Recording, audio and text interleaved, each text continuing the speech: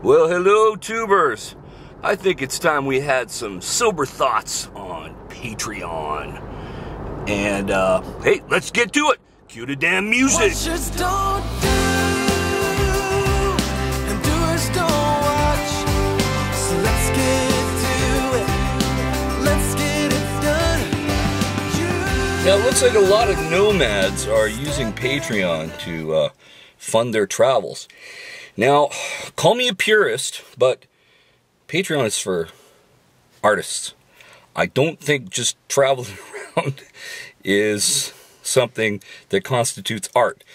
You know, art is like a Picasso. Art is a sculpture. Art is a mural. It's a motion picture. It could be writing poems. But I think just expecting other people to pay for your travels, that's a bit of a stretch to call yourself an artist. That's first of all. That's just using, you know, the actual definition of what an artist is. It is not someone that travels around for the sake of it and has other people pay for it.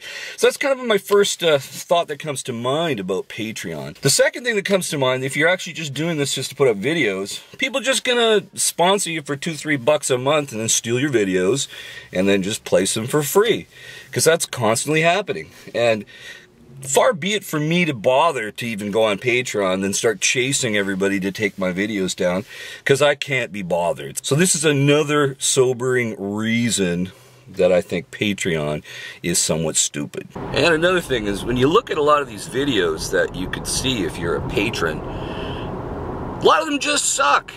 They're not even that great. They're of no better quality than the free ones you can actually watch on YouTube and pay nothing. And another thing that people on Patreon don't realize, that you're beholden to those who pay you. You always got to serve somebody.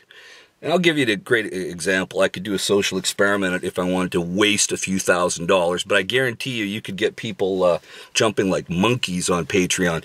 All you do is you sign up and say, yeah, I'll give you $1,000 a month. Yeah, and you do. By the second month, that guy's got your home number, begging you for what the hell you want, so you keep sticking around giving him $1,000. And they would be dancing like monkeys if I gave him $1,000 a month. I guarantee it. Now, don't get me wrong, but I think Patreon would be good if you were going to do something like fix the old clock tower that was broken in your city hall, or paint a big mural on a building of the founding fathers of your town, or maybe shoot a motion picture that would take 50,000 hours worth of time. You know, in the end, you'd have something tangible for your community and for others to even appreciate for free. You know, at the end, it would be a project that the patrons would pay for everybody to enjoy for free in the end.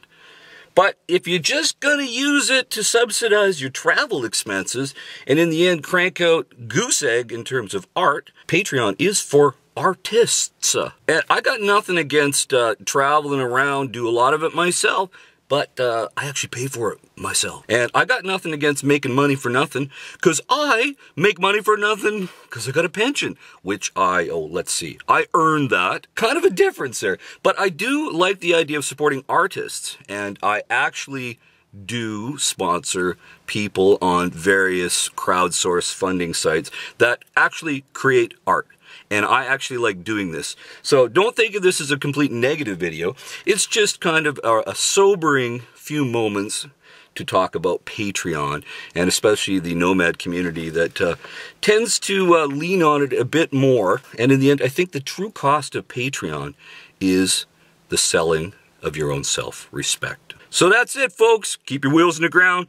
Maybe hold off on signing up on that Patreon. Talk to you soon. Over and out.